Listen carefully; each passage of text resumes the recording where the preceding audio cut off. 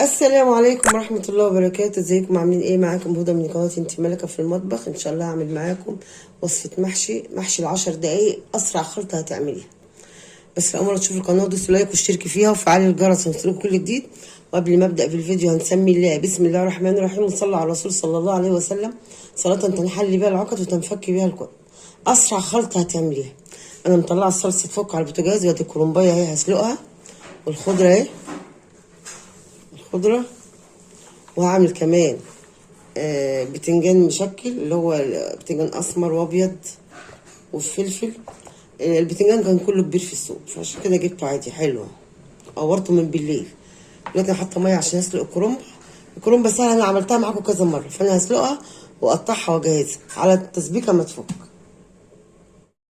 دلوقتي غسلت البتنجان والفلفل اهو، وسلقت الكرنبه وقطعتها. طبعا سلقتها معاكم كتير، ميه وكمون وشويه سكر وملح، تسلقي فيه كرنبه وبعد كده تقطعيه الحجم اللي انت عايزاه زي كده مثلا اهو. دي ورقه كانت مقطوعه اصلا زي كده مثلا، او اصغر من كده اللي يعجبك. دي ممكن نقسمها كده اهي. قطعته بقى سبته على جنب، وحتى القطه تفك على البوتاجاز. الطماطم اللي انا كنت حطاها في الفريزر سايباها تفك. هقطع بقى البصل والخضره ونشوف هنعمل ايه. الخضره دي كزبره اهي، نضفيها كده. الخضره كتير قوي ماليه السوق ورخيصه. بس الشبت تحفه ازاي، وحزمه شبت وحزمه بقدونس. واغسلهم كويس وانقعهم في ميه وشويه خل، وبعد كده لما يتصفى اصفيهم وايه واغسلهم. اي حاجه كده مش عاجباكي شيليها زي دي كده، ورقه كده كله حلو. هغسلهم كويس وانقعهم في ميه وخل، وبعد كده اصفيهم واقطعهم واجهزهم. التسبيكه هي سايباها تفك كده، بتتسبك شويه كده. الفراخ هي بتتسلق على البوتاجاز، يعني المحشي مش هياخد معايا وقت كبير. خلاص غسلت الخضره وخرطتها اهو، خليتها ناعم. وهجيب بقى البصل كده وافرمه كمان في الكبه. نظبط الفيشه، ما حطيتش الفيشه. بسم الله الرحمن الرحيم.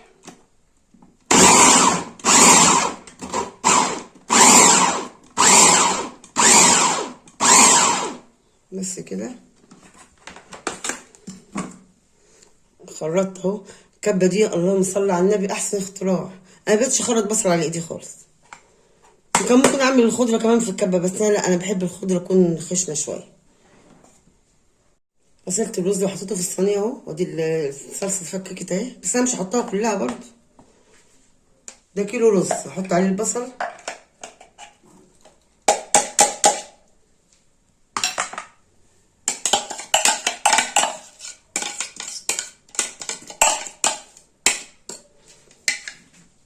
اهو البصل. الصلصه دي عليها بقى بصل كمان، وعليها اللهم صل على النبي فلفل، وعليها كام فص توم. يعني الصلصه دي متحبشه. نص توم كده، ولو احتجت تاني هحط. وهحط الخضره، بس هخلي شويه كده ايه، ممكن احتاجهم لحاجه تاني. دي الخضره، في اسهل من كده. وهجيب الزيت، احط شويه زيت اهو، حبه حلوين كده عشان ايه ما عملتش تسبيكه. انزل بقى بالتوابل، شطه وكمون. شطه بس انا بحب نكتر الشطه شويه. كمون، خلي بالكوا الصلصه عليها معلقه سكر صغيره. كمون،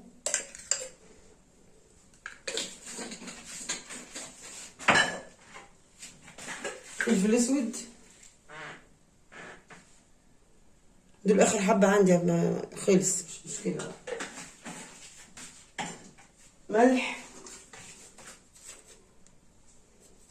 اهو. وهقلب بقى الخلطه دي كويس. لو احتاجت صلصه هزودها وارجع لكم. خلاص الخلطه جهزت اهي. بصوا جميله ازاي ولونها حلو كده، هي الكاميرا كمان ظلمها. نبدا بقى نحشي كرنب. بص الكرنب كده صغير ازاي.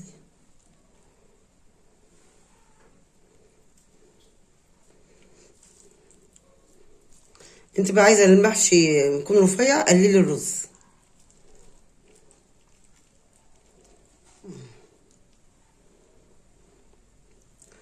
وهرص بقى في الحله، وهحشي كمان البتنجان والفلفل.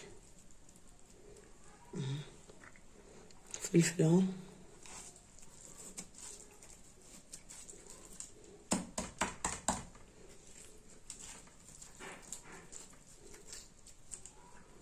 ما تملوش او خلي كده للبنات اللي لسه بتتعلم، خلي عقله كده.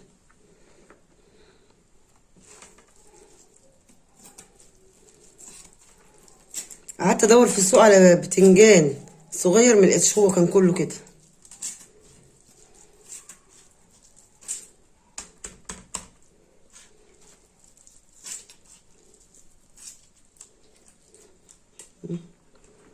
البتنجان الاسمر. انا بقى ايه، سلقت الفراخ. هقعد بقى واقفل الفيديو معاكم عشان الفيديو ما يطولش، واحشي بقى كده واقعد، مش معقول هقف احشي كل ده. انا هعمل الكرنب لوحده والبتنجان لوحده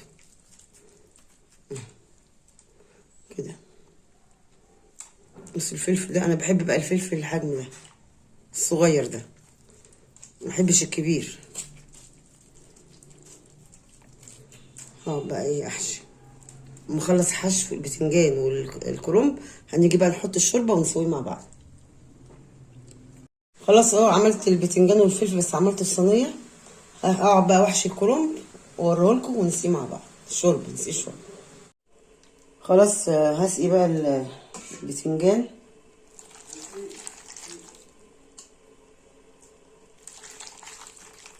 الشوربه تكون سخنه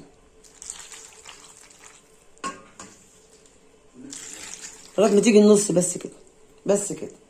واغطيها بقى اما تغلي، ههد عليها النار، واجيب بقى كرنب رخل ايه اعمله. وهعمل كرنب رخل، بس هحط معلقه صلصه كده على وش الكرنب عشان تدي لون حلو. انا ما بحبوش احمر قوي، يعني متوسط.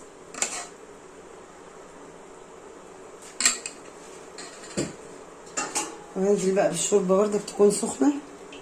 بسم الله الرحمن الرحيم.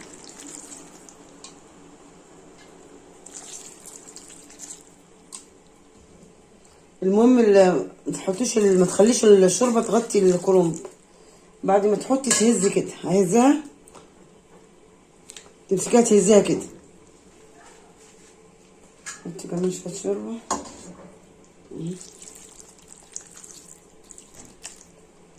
بس كده اهي. المهم تشوفي السطر الاخير. وهجيب بقى ورق كده اغطي بيه الكرنب، اكتمه كده. اول ما اسمع الغليان اهدي عليه النار كده. اغطي بقى وما تغلي، اهدي عليه النار واسيبه يستوي على نار هاديه. لو ما عندكيش ورق كرنب فايض، ممكن تحطي طبق على وش الكرنب. دلوقتي بقى نشيل الكرنب ده كده. بسم الله الرحمن الرحيم.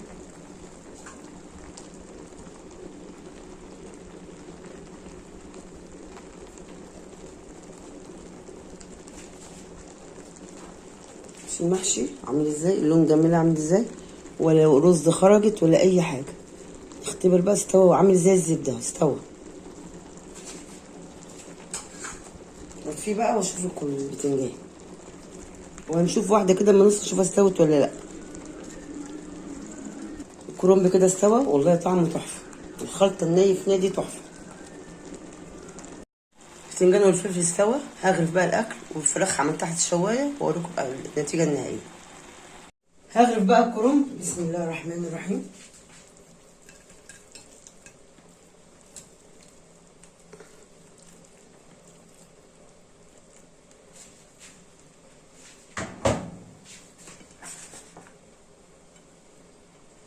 وهغرف بقى البتنجان واجيب الفراخ.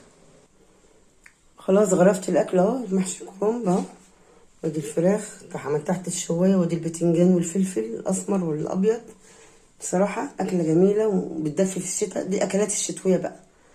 ما خدش معاها وقت الخلطه دي، ما خدش مني 10 دقايق الخلطه. اعمليها والله العظيم طعمها حلو وخفيف.